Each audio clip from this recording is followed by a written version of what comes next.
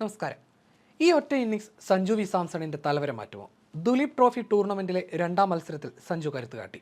India ബിക്കെതിരായ മത്സരത്തിലാണ് സഞ്ജുവിന്റെ batting skill വീണ്ടും ദേശീയ ക്രിക്കറ്റിൽ ചർച്ചയാകുന്നത്. ശ്രേയസ് അയ്യർ എന്ന ക്യാപ്റ്റൻ പൂജ്യനായി പവലിയനിലേക്ക് മടങ്ങിയത് കണ്ടു നിന്ന സഞ്ജു ആ സമ്മർദ്ദത്തിൽ വീണില്ല. വീറോടെ ബാറ്റ് വീശി. ടെസ്റ്റ് ഫോർമാറ്റിലും താളം കിട്ടിയാൽ താൻ അപകടകാരിയാണെന്ന് സഞ്ജു സെലക്ടർമാരെ അറിയിക്കുകയാണ്.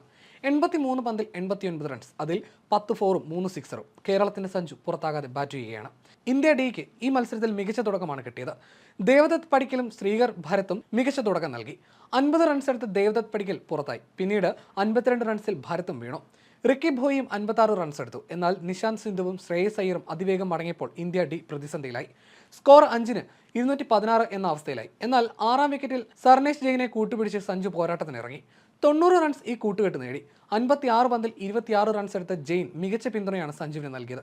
രണ്ടാം ദിനം വീണ്ടും സഞ്ജു ക്രീസിലെത്തും. ഇന്ത്യ ബി ടീമിന് വേണ്ടി leg spinner Rahul Chahar 3 wicket വീഴ്ത്തി. Score India D 306. ഈ ഫോം തുടർന്നാൽ കൂറ്റൻ സ്കോർ പടുത്തുയർത്താൻ സഞ്ജുവിനാകും. അതുണ്ടായാൽ ദേശീയ ക്രിക്കറ്റിൽ വീണ്ടും സഞ്ജുവിന്റെ പേര് അവഗണിക്കാൻ പറ്റാത്ത ഒന്നായി മാറും.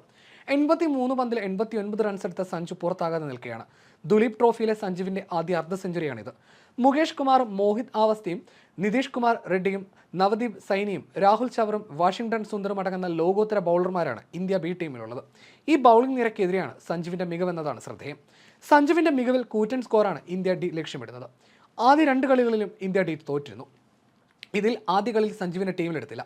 രണ്ടാം കളിയുടെ ആദ്യ ഇന്നിംഗ്സിൽ സഞ്ജു തിളങ്ങിയില്ല. ഇതോടെ സഞ്ജുവിന്റെ കഥ കഴിഞ്ഞുവെന്ന് വിമർശകർ ആരോപണവുമായി എത്തി.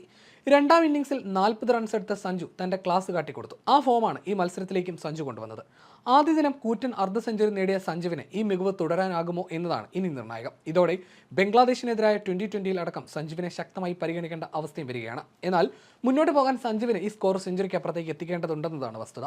അങ്ങനെ വന്നാൽ മാത്രമേ ദേശീയ ക്രിക്കറ്റ് സെലക്ടർമാരുടെ കണ്ണ് തുറക്കൂ. ദുലീപ് ട്രോഫിക്ക് 4 ടീമുകളെ എടുത്ത ഇന്ത്യ സെലക്ടർമാർ ആദ്യം സഞ്ജുവിനെ പരിഗണിച്ചിരുന്നില്ല. പിന്നീട് ഇഷാൻ കിഷന് പരിക്കേറ്റു. ഇതോടെയാണ് സഞ്ജുവിനെ ഇന്ത്യ ഡി ടീമിലേക്ക് എടുത്തത്. ടോസ് നേടിയ ഇന്ത്യ ബി നായകൻ അഭിമന്യു ഈശ്വരൻ ഇന്ത്യ ഡിയെ ബാറ്റിംഗിന് അയക്കുകയായിരുന്നു. ദേവദത്ത് പടിക്കലും ശ്രീകർ ഭാരതും ചേർന്ന് മികച്ച തുടക്കമാണ് ഇന്ത്യ ഡിക്ക് നൽകിയത്. ഓപ്പണിംഗ് സഖ്യം 100 റൺസ് നേടി. പടിക്കൽ ഭരത് സഖ്യം പിരിഞ്ഞെങ്കിലും ഇന്ത്യ ബിയുടെ റണ്ണൊഴുക്ക് തുടർന്നു. മൂന്നാമനായി ക്രീസിലെത്തിയ റിക്കി ബോയ് അർദ്ധ സെഞ്ചുറി നേടി. 4-മനായി ഇറങ്ങിയ നിഷാന്ത് സിന്ധു റൺസിലും ക്യാപ്റ്റൻ ശ്രേയസ് അയ്യർ മടങ്ങിയതോടെ തിരിച്ചടി നേരിട്ടു.